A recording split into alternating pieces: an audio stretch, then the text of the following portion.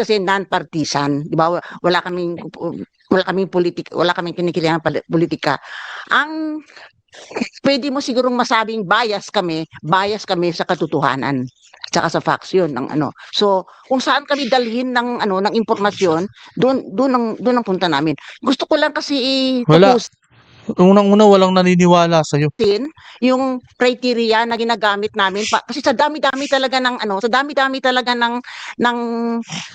kasinungalingan na lumalabas sa social media, hindi namin talaga pwede lahat hindi pwedeng iasa sa fact checkers ang laban sa disinformasyon, di ba? So dapat talaga bawat isa sa atin yung lahat-lahat natin gumawa ng ating para. So, di ba nasabi ko na kanina na dapat yun statement of fact, yung hindi yun fiction, hindi yun opinion, yung ang dapat namin i-fact check.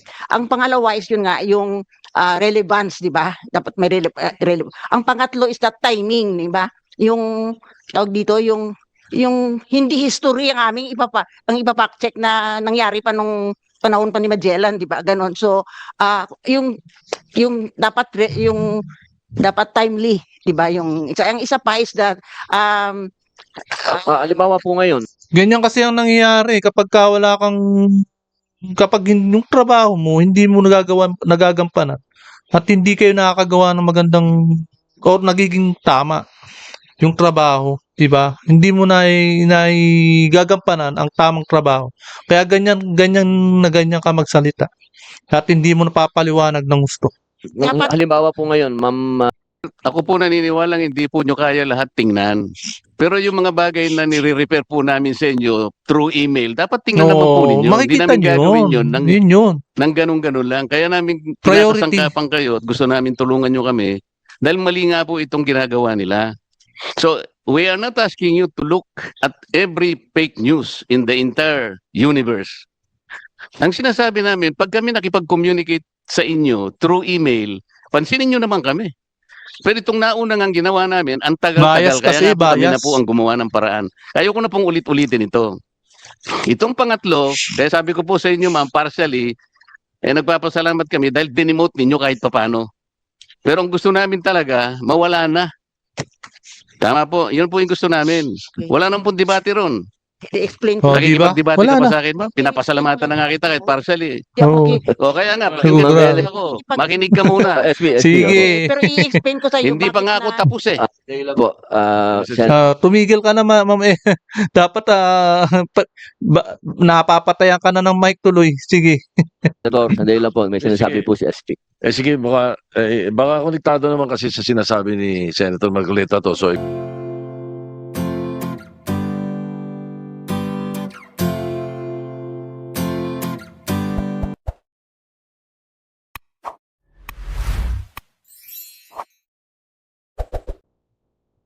Ayun, mga kababayan, mga kapads press, at yan na nga ba na dapat ay hindi ang mga klaseng fact checker na yan ang mga nakapwesto para kay Meta. Sapagkat dahil po parang mga mainstream media rin yung mga yan, puro mga bias. Kaya yan po, bakit po nasabi yan? Siyempre, parang mga mainstream media nga, na yung mga yan, na ubod ng bias. Kaya, kasi dito sa hearing na ito, sa pinagdebatehan nila kung ano ang papaano at kung papaano po lalabanan ang fake news. Kasi karamihan po natin sa atin mga troll dyan sa Facebook, puros mga fake na yung mga pinag-post nila. Diba? Kaya walang nangyayari sa paglaban sa fake news na dahilan ay itong mga fact checker na ito na kapag laban sa administrasyon, ang ipinopost na kahit hindi naman fake news ay madaling na i-demote or nati-take down. Diba?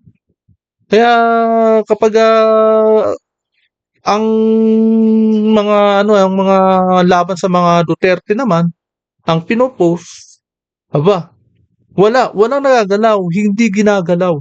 Walang nati-take down na nangyayari. Kaya nga dito sa year na ito, supal pa lang inabot ni Ellen Tordillas. Ay, ito po, no, si Editor Diaz, yan po yung dating sa Abante. Yan po yung mga, yung mga reporter dati. Yan, sa mga kumbaga, columnista po. Dati yan, hanggang ngayon yata, columnista pa rin. Diyan sa Abante. Diba? Kaya yung mga pinagsasabi niya, kasi, diyan sa Senado o yung mga paliwanag niya, ay lumilis na at nawawala sa topic.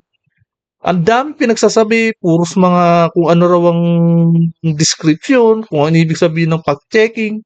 Hindi naman ho yun ang mga tanong ni Marcoleta sa kanya noon eh. Kaya, eto, sadya talagang gusto lang na malihis para di mapunta ang sisi sa kanila. Di ba maliwanag, di ba? Kaya ito po, no, panoorin po natin ang video ito at bago pong lahat ay welcome po muna sa aking channel. At muling nagbabalik ang inyong lingkod, Pads Press TV. Kaya simulan po natin ang video ito. Ito po, Mr. Chair, napakarami pong mga fake news na iniugnay po sa akin. Ito pong isa, kapungka nito ay Orly Gutesa, break silence. Pinilit lang ako ni na Defensor at Marcoleta. Ito po yung isa, no? Pangalawa po ay, ito po, napakaraming fake news ang lumabas. Ito po nakalagay pa po. Dear Rodante Marcoleta, sabi po niya, bakit pinag-iinitan mo ang tradisyon naming mga Katoliko? Ito po ay Noche Buena raw. Pero excited makatanggap ng Christmas bonus.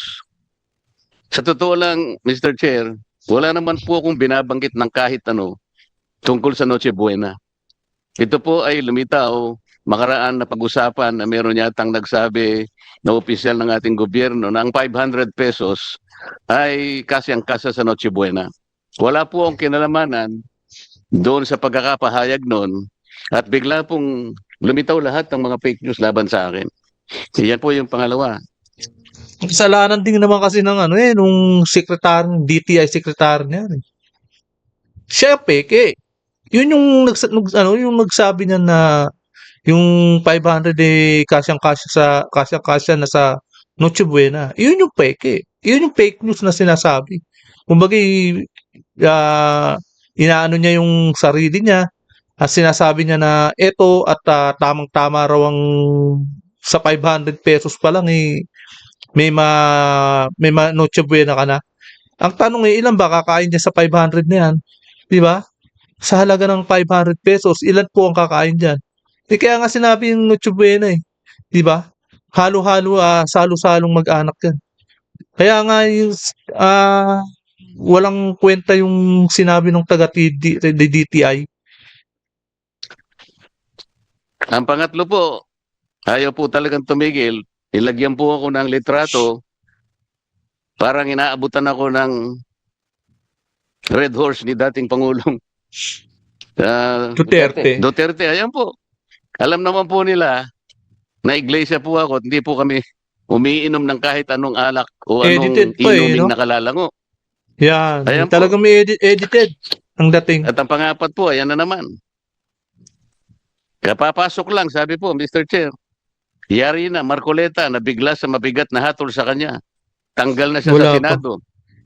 Inunahan Paano naman na po eh. kayo magiging masaya sa ganito? Kaya po, ganito kasidhi po ang pagtatanong ng ating chairman at nandito po ang ating Senate President at nandito po ang pinakasikat sa social media, si Senator Rapi Tulfo. Lahat po kami ay nagrereklamo sa nangyayari. Yun nga, eto no, ang talagang ang ibig sabihin ni Marcoleta dalawa silang biktima ni Senador Rapi Tulfo. Ang kaibahan lang nila si Senador Marcoleta talagang fake news. 'Di ba? Pero yung kumakalat kay Senador Rapi Tulfo, hindi naman siya tinutukoy doon. Pero kumbaga maanuhan nyo yan mahuhulaan nyo. Yung in-interview ni Tito Bray kay Viva Max, 'di ba? Kay your yata yun.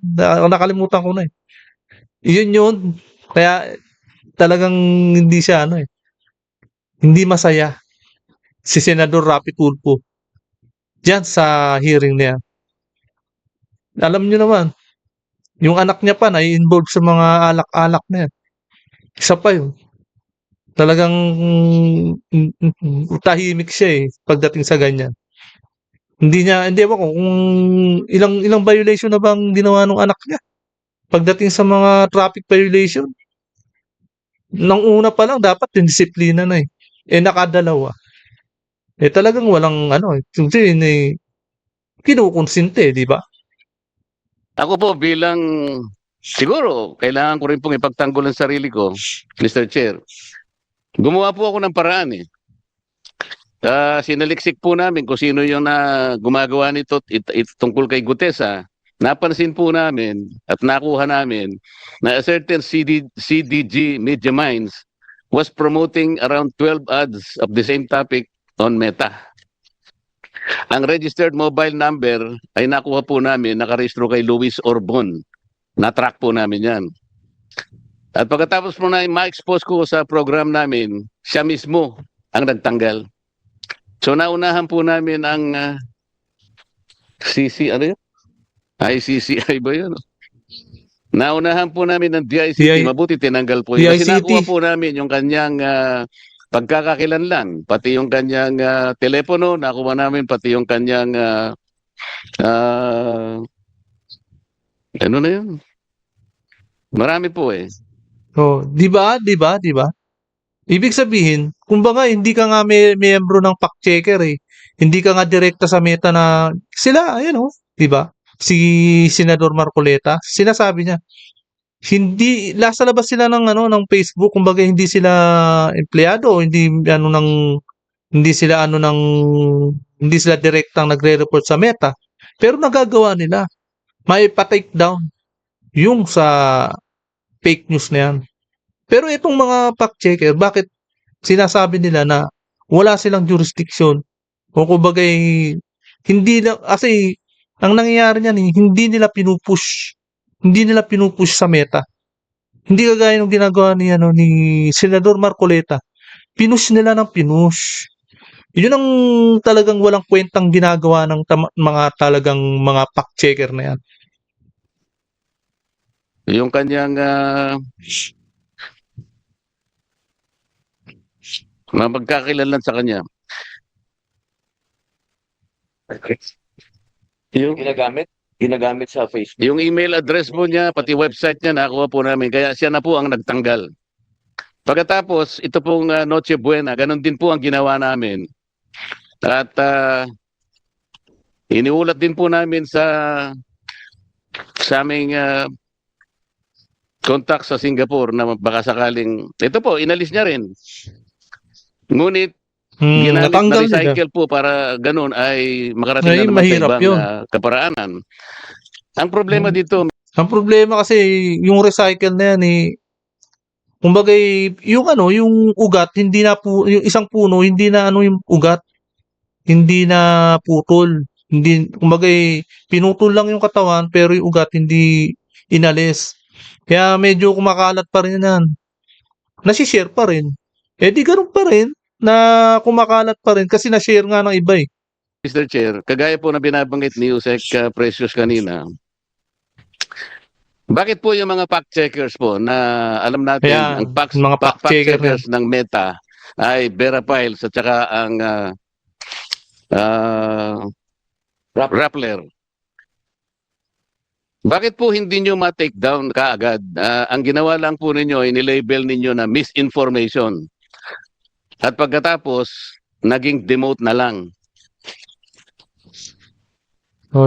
Para sa ganun. Bakit ganun? Di ba nagawan sila na aksyon ng mga fact checker, nagawa nila na aksyon. Di ba? Pero hindi nila totally tinake down. Talagang mga bias. Kapag ka anti-Duterte, kapag Duterte, kampi ni Duterte, hindi nila tinetake down. Ay makita ng kukunting tao na lang.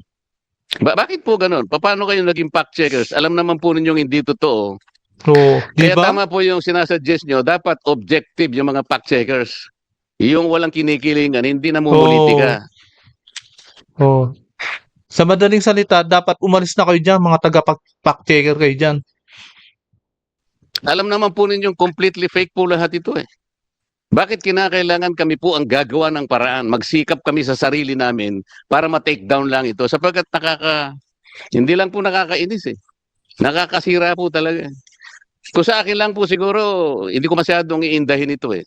Ang problema, kapag nakita ng mga tao kahit hindi totoo, pinaniniwalaan po nila eh. Papaniwalaan Their talaga. ability to mislead people, yun po ang masakit sa akin. Sa akin, kahit na hiyain ninyo ako, hindi masyado siguro sa akin yun.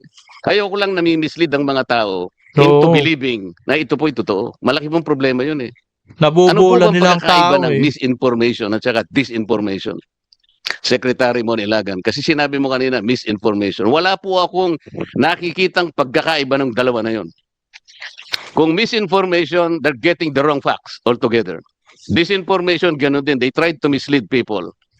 Palibasa yung mga fact-checker na yan, anti-Duterte yung mga yan. Mga dilawan yan. Mga talyanista. Di ba? Kahit pagbalik-baliktarin nyo yung dalawang salita na yun, iisang kahulugan nun. They will get the facts wrong for people to be misled. Period. Walang mapapakinabang doon. Why can't the fact checkers in the meantime do something? Sabi po kanina, ma'am, sabi mo, Attorney Bautista, meron jurisdiction tayo. How come that we have a jurisdiction but we cannot do anything about it? So Oo. this is an Sinabi empty naman pala. jurisdiction. May jurisdiction naman pala eh. Attorney Bautista. Ako. Opo. Sa RA 10175 po kasi or the Cybercrime Prevention Act, meron po kasi tayong jurisdiction over, for example po, in this case, pag yung na-damage na tao ay nasa Pilipinas. Eto, halatang nambobola lang tong babaeng to. Depende po kasi yan kung magkakaroon po ng kaso against the person, tapos yung pong subject nasa ibang bansa. Yun lang po, magkakaroon po ng proseso na magkakaroon ng filing of cases over the person na nasa ibang bansa. Yun nga lang po, magkakaroon ng iba namang pag-uusap if may implement po yung kung ano man yung kailangan nating mechanism na para mapa-implement yung mga... Attorney, parang ibig pong sabihin ni Wala Senator sa Marcoleta, focus eh. ba't hindi ma-take down kaagad? Oo, yun Opo, nga. parang yun po eh. Parang kumakalat na ba? Kung hindi pa Oh, nila ba't hindi ginawa nila ma-take ng down? paraan na Tanong sila na doon. yung magpa-take down, hindi pa ma-take down. Para bang ang tagal. Parang wala tayong jurisdiction talaga. Parang ganun. Wala tayong power. Parang ganun po. Oo. Yes. Kayong mga nasa loob dyan ng direkta kay Meta, hindi nyo mapa-take down. Yun yung ibig sabihin na tanong ni Senador Marcoleta. Talagang nililiko ang sinasabi ng babaeng to, nililiko niyang topic eh. Mr. Chair, bakit sa dalawang pagkakataon nagawa namin? Dahil lamang sa Oh, pagsisikap namin na hindi ma-mislead ang tao, kami na ang gumawa. Ito po ang paraan, alam nyo naman. No, di ba? Tameme eh. Tameme yung babae eh. Hindi niya hindi niya napaliwanag ng gusto. Kung bakit hindi nila na-take down. Lumis yung paliwanag niya sa madaling salita. I-report ng user sa Meta sa Singapore. Meta Philippines delegates it to our third-party fact-checker. From the third-party fact-checker feedback, Meta in Singapore will take down degrading yung mga findings na yun. Bakit hindi nyo magawa yun? Bakit po kami nagawa namin? And we successfully took down at least 2 fake news. Attorney? Tulad din po na sinabi ng PNP kanina, nagagawan po kasi ng request sa mga social media platforms, pero hanggang dun lang po kasi yung kaya namin gawin, hanggang mag-request. Tapos hindi po Attorney, nagawa nga namin 2 beses. Oo, di ba? The question is, how come we did it before you can do Nagawa it? eh. Oh. Aha? Nagawa po namin. Di ka makapagsalita. Ano? Pero Ha? ayaw na namin pong gawin dahil dapat kayo pong gumawa to protect us. Ang dami po ninyo eh. You are Wala. there to simply Tameme. protect people. Mr. Chair, Senator Raffy Tulfo? the permission of Senator Marcoleta, pinag-usapan natin yung mga fact-checker dito. Na first of all, I'd like to thank Rappler because there was one instance na I was a victim of fake news and then nagpalabas ang Rappler ng fact-checking and patunayan na fake ngayon. So ang tanong ko, wala bang agency sa ating gobyerno na tinitingnan yung mga fact-checking group at kapag napatunayan na talagang fake, then motu proprio, kayong gagawa ng paraan na para ipa-down yun, iti-take down yun. And then number two, wala bang agency sa ating gobyerno ngayon na nag-check sa itong mga troll farms because itong usong-usong ngayon, itong troll farms, talamak na talamak to. Are we not doing anything about these troll farms? Salamat, Senator Marcoleta. Salamat, Senator, Mr. Chair. So, Di rin kasi yung sa iyo naman, Senador Rapi Tulfo galing sa podcast yun, napagkwentuhan. May umamin eh. May umamin naman pero hindi kayo tinutukoy. Binigyan lang ng initial. Kumbaga may letter R sa unahan. Ganun daw eh. Kung ano yung mga initial na letter ang binigay ng babaeng taga Viva Max eh. Di ba? anybody would like to answer that? Unahin po natin yung ating mga fact-checkers. Okay lang sa iyo, Senator Marcoleta? Opo, unahin. Pero bagsak ang rito ni Senador Rapi Tulfo. Sa palagay ko hindi ko alam kung makakabawi ito. Tatakbo daw kasi ito sa 2028 Malakas daw siya eh. Pero meron nagsalita yung mga taga meron na nagsalita kasi. Po natin ang Vera Files. Magandang umaga po. Tama, maganda itong hearing kasi at least marami tayong mapaliwanag kung Ito na. maraming points na Ayan na yung yung magulong kausap. Paliwanag ng paliwanag. ni-raise si Senator Marcoleta. So isa-isahin natin. Isa kasi yung papel ng ano ba yung fact-checking in the first place, 'di ba? Ang fact-checking kasi ay isa yan sa pagsusuri kung tama o mali. Parang nagano ka pa, nagle-lesson ka pa diyan sa loob Parang yung mga kausap mo parang walang alam sa mga pinaggagawa niyo diyan sa fact-checking sa Meta. Binibigyan mo pa ng sermon yung mga senador Parang ikaw lang ang may alam sa mga pinaggagawa mo. Pero mamaya-maya tinan mo. Yung isang post na lumalabas sa social media, 'di ba? So, ang trabaho ng dalawang official Lumilihis fact-checker ng grabe. Facebook Talagang dito sa Pilipinas, yung Vera Files at saka yung Rappler. Pero ang trabaho ng fact-checking ay lahat-lahat na gumagamit ng social media may dapat magiging fact-checker. dapat yung oras na yan na nagpapaliwanag niya Dapat binara na siya ni Senador Marcoleta Pero medyo mabait-bait pa si Senador Marcoleta diyan Dapat binabara na siya diyan Hindi ka yung ano yan bawat isa can be a fact checker and should be a fact checker pag gumagamit ka ng social media. So, ang ginagawa sa Sige lang. kasi sa fact-checking Sige pa. arrangement, tama yung sinasabi ni Senator Marcoleta na ang fact-checking arrangement namin sa Meta, di ba? Walang sinabing gano'n. Kina-classify namin pag may na ano dito, araw-araw kasi sinascour namin tinitingnan namin lahat Nawawala ng mga Ay, posts grabe. sa social media, tsaka alamin namin kung alin doon ang pwede namin fact check. Dami-dami talaga, hindi naman pwede namin kaya lahat. Kaya kailangan talaga bawat isa sa atin magtulungan. Kaya nga inilalapit na sa inyo ni Senador Marcoleta Direkta nang nakikipag-communicate na nga sa inyo si Senador Marcoleta sa inyo noon. At magpa-fact check, ganon. So, paano namin kina-classify yung priority, di ba? Yung priority na, kung anong unahin namin, ganon. Na isa, dapat statement of fact, di ba? Hindi pwede kami mag-fact check ng opinion o kaya yung fiction, di ba? So, dapat statement of fact ang aming ipa-fact check. Number two, dapat relevant, di ba? Yung may kabubuluhan sa bayan, yung away ni Ellen Adarna at saka ni Derek Ramsey, kung sino nagsasabi ng totoo, hindi naman pakialaman yan. Di ba? Alam naman talaga namin yan. Kaya ka nga dyan sa Senado kasi pang politika yung topic ninyo Di ba? Sa fake news. Hindi yan pang showbiz. ba? So ang pipiliin namin ay fact check yung may para sa amin yung relevant sa bayan, ganon. Number Madam, two, let's dapat- concentrate. Senator Marcoleta, opo. Let's concentrate, yan, Mr. barado Chair, ka na. on the four Diba? instances I have cited. Number one, ito pong ginawa nila tungkol kay Orly Gutesa. Orly Gutesa is a witness in the Blue Ribbon Committee. He was the lone witness who connected the dots between Saldico Ayan, dapat and sagutin. Martin Romualdez. Ngayon gumawa sila ng fake news. Orly Gutesa break silence. Pinilit lang ako ni Defensor at Marcoleta. So, ang ibig sabihin nito, gusto nilang palabasin na yung sworn statement na ginawa ni Gutesa before the Blue Ribbon Committee is a fake one.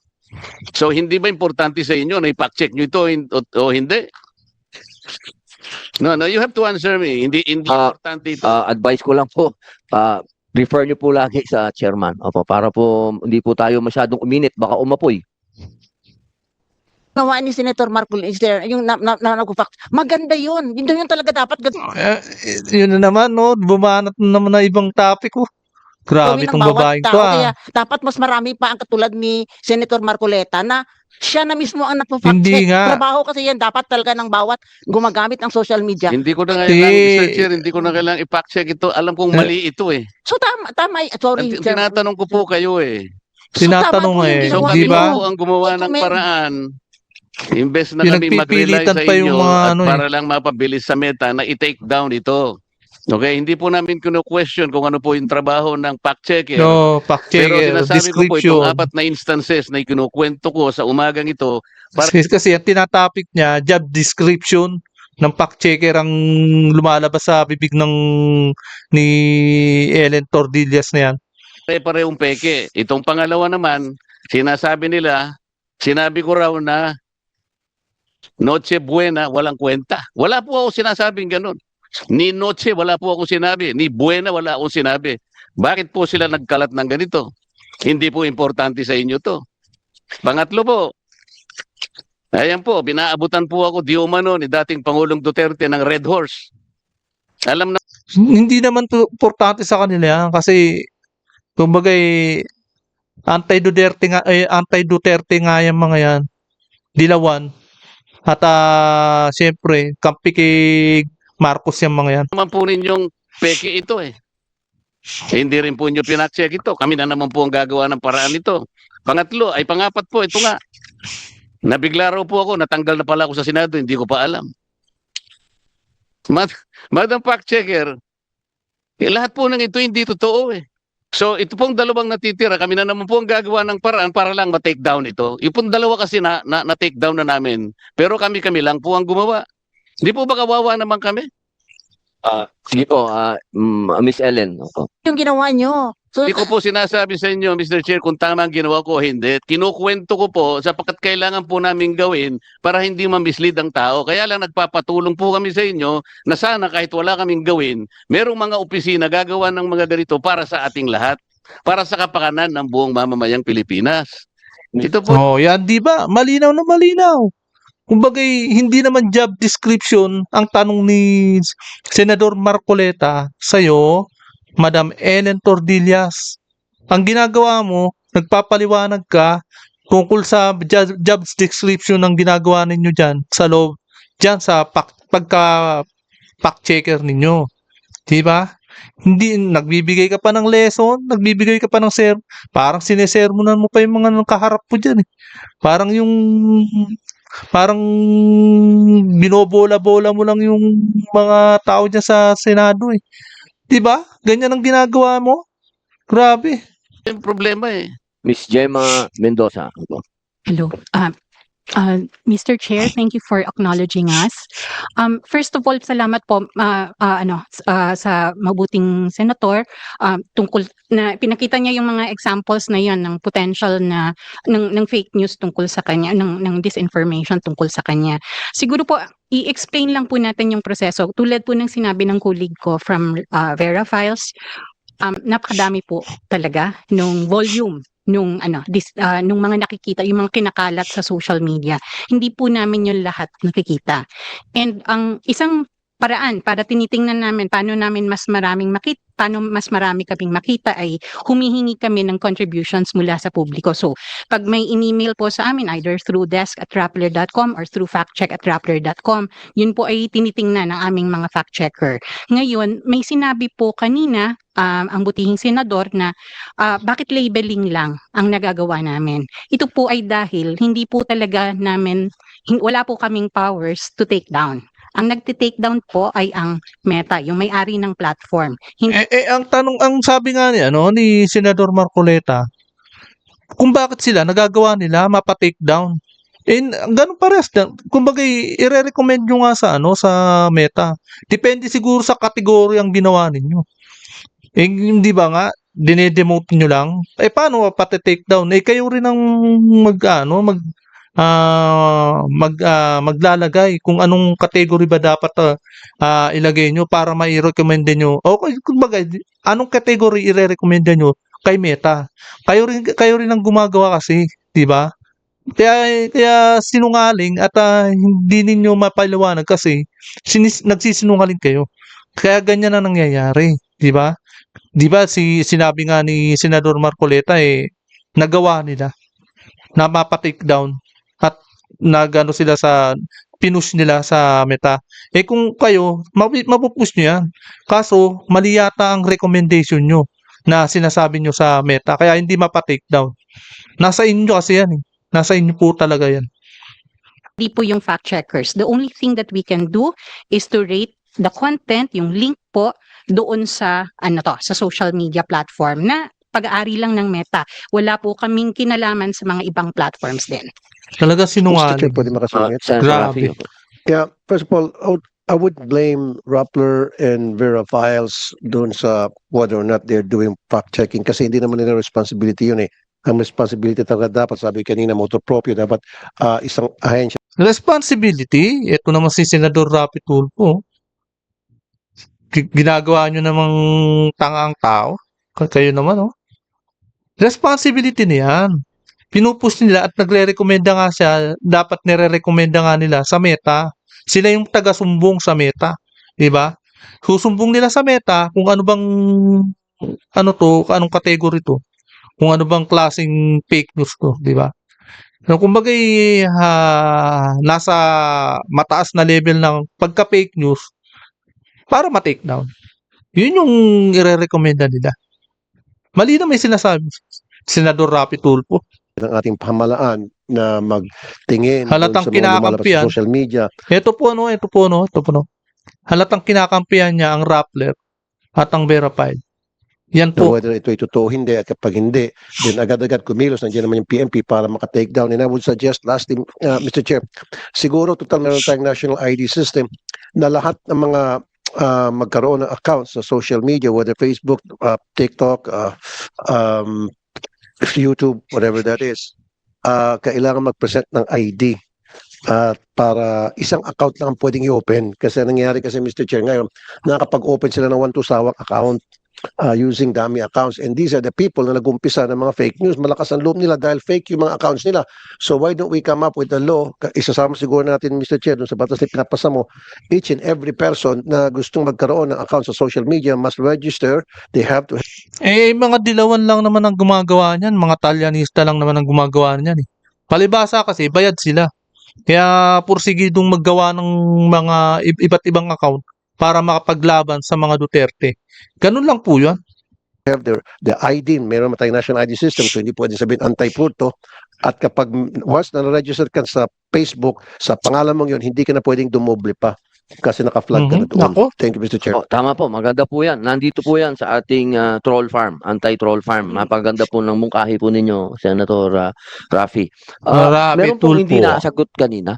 Opo, maganda po yung tanong ni Senator Marcoleta. Wala po ba kayo talagang kinikilingan sa politika? Sa ating pong Yan ang tanong fact-checkers? dyan. Una po kayo, opo. Ma'am Ellen, Ayan, As a babanat journalist, na naman. kahit na, kasi marami kasing klaseng journalist, dapat kasi non-partisan, di ba? Wala kaming kinikilingan politika. pwede mo sigurong masabing bias kami sa katotohanan tsaka sa facts yun ng ano. So, kung saan kami dalhin ng ano ng impormasyon, doon ang punta namin. Gusto ko lang kasi Wala. i-propose Unang-una, walang naniniwala sa'yo. yung criteria na ginagamit namin kasi sa dami-dami talaga ng kasinungalingan na lumalabas sa social media, hindi namin talaga pwede lahat hindi pwedeng iasa sa fact checkers ang laban sa disinformasyon, di ba? So dapat talaga bawat isa sa atin yung lahat-lahat natin gumawa ng ating paraan. So, di ba nasabi ko na kanina na dapat yun statement of fact, yung hindi yun fiction, hindi yun opinion, yung ano ang dapat namin i-fact check. Ang pangalawa is yun nga yung relevance, di ba? Dapat may Ang pangatlo is that timing, di ba?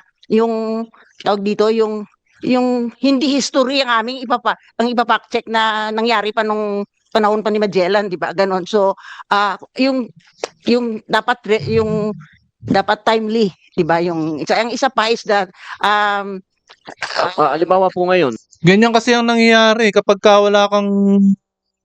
yung trabaho mo, hindi mo nagagampanan at hindi kayo nakakagawa ng magandang o nagiging tama yung trabaho, di ba? Hindi mo na gagampanan ang tamang trabaho. Kaya ganyan ka magsalita. At hindi mo napapaliwanag ng gusto. halimbawa po ngayon, Ma'am Ellen, narinig nyo na po kay Senator Marcoleta yung mga bagay na ikinakabahala niya. Yun po ba mabibigyan po ng panahon sa inyo para ma-fact check nyo po yan? Oo naman. Oo. Opo yun. Marcoleta, ano po ang masasabi ninyo? Bibigyan daw po nila ng panahon yung 4 na Sabi, ito pa, issue sa At inyo. ngayon lang, ito pa kasi Ba't isa ngayon kasi lang? kailangan yung Di ba? nasabi Dapat- namin feasibility. yan na naman, bumanat na naman. Dapat titingnan namin kung kaya namin yan madibang, ano ba yung debunk sa Tagalog? Kaya marami nakakapansin na dyan sa loob. Parang hindi na siya talagang fit na makapagpaliwanag pa dyan sa hearing na yan. Nawawala na sa kondisyon yung utak niya. Mapawalang saysay nyo po. Ano po yan? At least, no? Opo. At least within 24 hours. Kasi ang purpose kasi ng fact-checking is to stop the spread of falsehood para mahinto yung pagkalat. Kasi kung marami namang pwede naman kasi mag-investigative journalism ka na pwede kang abutin ng 1 buwan, di ba ganon? Pero sa fact-checking kasi, kailangan ang purpose mo kasi doon para mahinto yung pagkalat kasi sa... Yun nga po ang gusto Yun po. nga po parang napakahirap intindihin. Kumbaga yung mga nakikinig sa kanya sa loob, kahit tayo, di ba? Napakahirap intindihin yung mga pinagsasabi nito. Ni Senator Yung Marcoleta. virality kasi, Opo. importante yan kasi yung in just in a few seconds, nagba-viral yan eh. So, importante, ma-stop mo. So, kung hindi namin yan Wala na. Lumalabas feeling na namin kailangan pa maraming mas marami pa kaming kailangan para ma-debunk yun, ganun. Ipapasa namin yun sa team na pwede siguro mag-investigative journalism, ganun. So, yun ang mga Opo. criteria. Katulad po ngayon, ma'am, nasabi na po sa inyo ng harapan na sinasabi niya fake news yun. Pwede po ba niyong i-debunk Tingnan yan? namin kung mag-fall doon sa criteria. Tapos ito pa, hindi kami nagti-take down, di ba? Sabi ka ni Gemma, kami ay nagka-classify false, fake, misleading, mga ganon. So, isasubmit namin yan sa Facebook. Facebook ang nagti-take action. Di Hindi ba? kami Medyo nagdi-delete, pagkaganyan po hindi kami katagal kasi, nagti-take down. medyo matagal yan, ma'am. Mr. Tagal. Chair, Ano naman? Sige po, Senator Marcoleta. Minsan, Dun sa 24 hours. Doon sa 4 na fake news na aking inilahad ngayong umaga, yung 2 po ay hindi ko na pwedeng pasalamatan ng Vera Files kasi kami po na-take down na namin nang hindi sila nakatulong. Pero kailangan pong malaman po ninyong lahat na bago po namin nagawa yon, ini-email po namin kasi yung Vera Files at saka yung Rappler. Pero yung Rappler binibigay rin sa Vera Files. Pero napakabagal po talaga yung action. Kaya doon sa unang 2 sinabi Di ba kong fake bagal? news, kami na po talaga Ayaw lang nakipag-coordinate at successfully nagawa namin. Ito pong pangatlo, partially, ay pasasalamatan natin ang Vera Files kasi po kahit papano, ang ginawa po nila, dinemote po nila. Pero hindi Yan yung entirely problema. po nakatulong yun. Kasi pag dinemote po yun, ang ibig sabihin nun, meron pa rin pong makakakita, ngunit konti na lang. So hindi Yan yung criteria ng pinapasa nila. Paano mati-take down? Nasa desisyon nga nila, di ba? Ibig sabihin, sila talaga may problema. Mga fact checker talaga may problema. Yan, dinemote lang. Desisyon nila yan. Desisyon ng fact checker yan, di ba? Paano mati-take down ng meta yan? Demote lang. Di ba? Oh. Sila pa rin ang sila pa rin ang may jurisdiction. Yun nga lang, criteria. May criteria nga pala talaga. Yun yung ipapasa nila sa meta. Diba? Kung demote lang, yung criteria niya ay demote lang. O paano mati-take down? Diba? Yan yung sinasabi ni Marcoleta. Sample yan. hindi talaga buong-buo na aalisin nila. Yung po yung tinatanong ko sa inyo, madam, ba't kinakailangang i-demote ninyo? Alam ninyong completely fake po ito eh. Talaga pong hindi kayo ang nagte-take down, alam namin yon. Ngunit yan, kapag kayo diba? nakipag-coordinate sa Meta sa Singapore, sila pong magte-take down. Kagaya po ng ginawa namin sa unang instances. Yun po yung aming gustong sabihin sa inyo. Bakit kami nagawa namin? Samantalang kayo ang may direkta pong may communication. Yung unang babae nagsalita at yung pangalawa, puro mga sinungaling. Silang may jurisdiction sila. Criteria nga lang ipapasa nila at ise-send nila sa Meta. Yun. Bakit kailangan po natin pagtalunan pa ito? Kasi siguro si Gemma. Miss Gemma Mendoza. I-clarify lang po natin. We don't communicate it would be impossible for us to communicate with Meta for every piece of May ipapasa nga thing ninyo that we rate. So we don't do that. Ang ginagawa lang po namin, ang interaction namin is through the platform they have, which is the platform that is made available to fact checkers. Yung action po nung yung action ng pag-demote, that is done by Meta when a rating has been submitted. And that is their algorithm. Sinabi na nga kanina ni Ellen Tortillas di ba? Yung criteria nga ang isasabihin nyo kung anong criteria to at ipapasa nyo sa Meta. Yun nga yun. Mali yung sinasabi mo. Them already that works on it. Now, yung question po about so like ang limbawa po yung kanina nabanggit na yung isang content was manipulated. Definitely po if that was submitted to us, then we would have looked at it. So isa po yun sa mga tinitingnan namin talaga. Ngayon, hindi po talaga lahat nagagawa kasi kaunti lang po talaga kami. At hindi naman po yun lahat matitingnan ng mga fact check. Mr. Chair, Kukunti nga lang kayo. Pero nung mag-email si Senador Marcoleta sa inyo, mapapriority nyo, mapapansin ninyo yan, di ba? Kaya, yung kung trabaho niyan, maghapon, di ba? Maghapon kayo dyan. Tapos, yan lang ang titingnan nyo. Malamang at sa malamang, mababasa nyo yan, makikita nyo yan. ako po naniniwalang hindi po nyo kaya lahat tingnan. Pero yung mga bagay na nire-repair po namin sa inyo through email, dapat tingnan naman po ninyo. Hindi Makikita namin gagawin yun yun. ng ganun-ganun lang. Kaya namin Priority. pinasasangkapan kayo at gusto namin tulungan nyo kami dahil mali nga po itong ginagawa nila. So, we are not asking you to look at every fake news in the entire universe. Ang sinasabi namin, pag kami nakipag-communicate sa inyo through email, pansinin nyo naman kami. Pero itong naunang ang ginawa namin, ang tagal-tagal, Bias kasi, kaya kami na bias. po ang gumawa ng paraan. Ayoko na pong ulit-ulitin ito. Itong pangatlo, kaya sabi ko po sa inyo ma'am, partially, nagpapasalamat kami dahil dinemote ninyo kahit papano. Pero ang gusto namin talaga, mawala na. Tama po, yun po yung gusto namin. Wala nang pong debate ron. I-explain ko. Diba? Nakikipag-debate Wala ka pa na. sa akin, ma'am. Pinapasalamatan na nga kita kahit partially. Oo. O kaya nga, Siguro. makinig ako. Makinig ka muna. Sige. Pero i-explain ko sa iyo. Hindi pa nga ako tapos eh. Po, Tumigil ka na, ma'am. Dapat napapatayan ka na ng mic tuloy. Sige. Senator, sandali lang po, may sinasabi po si SP. Sige, baka konektado naman kasi sa sinasabi ni Senator Marcoleta to. So if you don't mind, Mr. Chairman, at Senator Dante does not mind, yun yung negative side na pinag-uusapan natin sa mga fact-checking ninyo. Dapat pina-fact-check nyo rin naman yung positive. Hindi po ba? Like for example, may isang senador nagyayabang 300 daw ang pinasa niyang batas. Hindi naman totoo. Hindi nyo sinafact check yun? Yung mga ganon. I'm just giving an example. Di ba dapat i-fact check nyo rin yung hindi totoo? Yung bola. Di ba? Nambobola. Hindi pwedeng yung puro negative lang ang chinecheck. Check nyo rin yung bola. Ito yung kagaya ng di ba? Yung sinabi ni Juliana. Malamang sa malamang itong sinasabi niya may kaugnayan doon. Hindi lang natin sasabi pero yung kay Juliana, di ba? Yung pinagsasabi ni Juliana. Yan po, no? Tuloy po For natin ng example, video ito si ganito raw, naku, nanalo siya ng award, ganito, gold medal sa ganito. Hindi naman. Di ba? Dapat meron ding fact-checking yun. Anyway, nabanggit ko yun yung negative side. Yun yung positive naman, na mali, na fake news pero nasa positive. May binibuild up na tao o binibuild up na sarili niya. Di ba?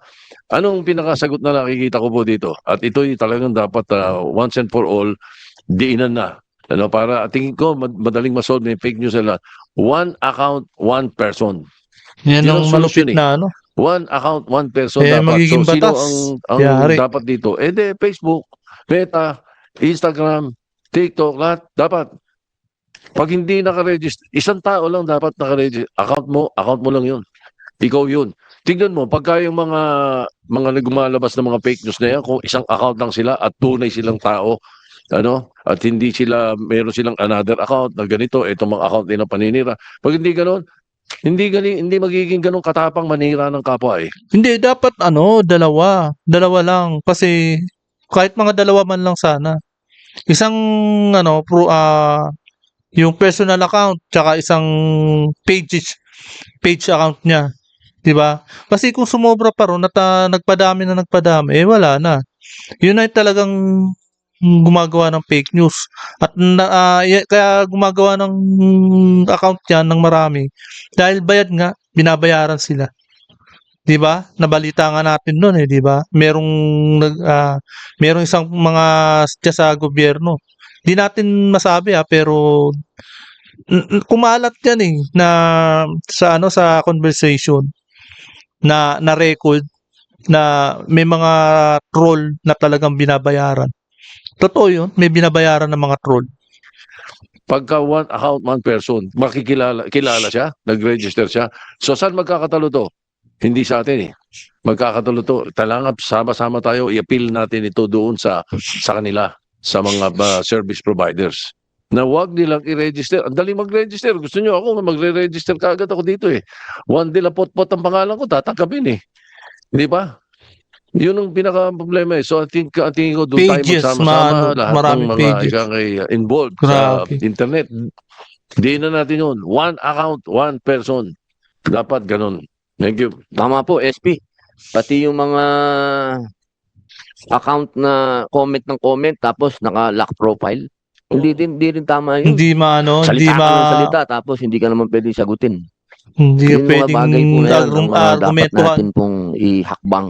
Ayaw dito. tumanggap ng Senator argumento. Marcoleta, opo. Mr. Chair, tama po ba ito na 16 million po ang naka-earmark sa PCO under its 2026 budget to combat fake news? Yusek Ilagan, opo. Wala. Alam Grabe nyo, 60 million daw po. 60 million, Alam nyo, laki. kaibigan ko kasi si Mon. Sige po. Ayan po, hanggang dito na lamang po. At syempre, natunghayan po nyo ang balitaktakan at mga talagang may inis ka lang. Kaya hanggang dito na lamang po at napanood at napakinggan natin ang mga balitaktakan ng bawat isa dyan sa Senado. Kaya, at kung hindi ka pa nakakapag-subscribe, please subscribe my channel para lagi kang updated sa bawat upload ko. Maraming salamat po.